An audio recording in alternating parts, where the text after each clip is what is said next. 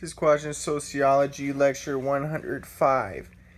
In an economics class that I sat in on at UCSD, the professor drew the quadrant for the four types of goods. If a good is rival, it means that the use by one individual reduces availability to others. If a good is excludable, it means that you can limit another person's use of it.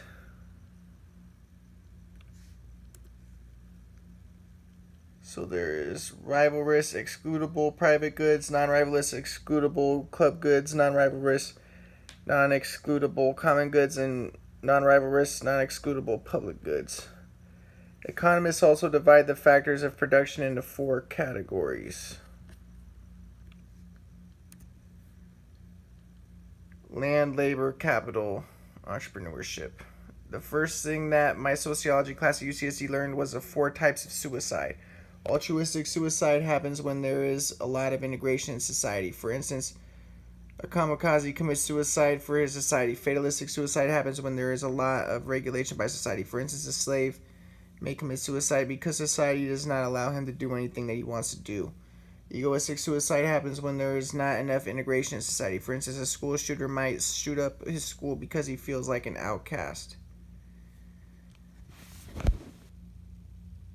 Then he kills himself. Economic suicide happens when there is not enough regulation by society. For instance, a person may have no job and no motivation, so he sees no point to live and he kills himself.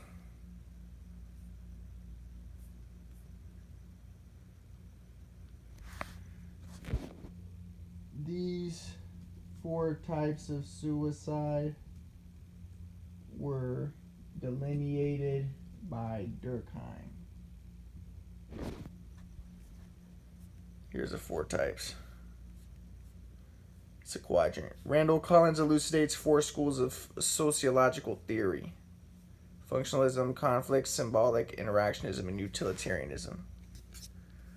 Alright, we did that one.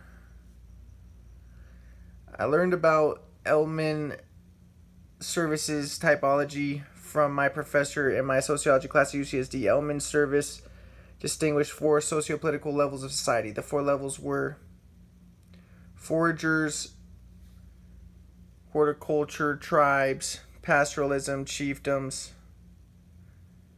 and in the third level there is the agricultural state. So foragers are bands. So these are the four levels.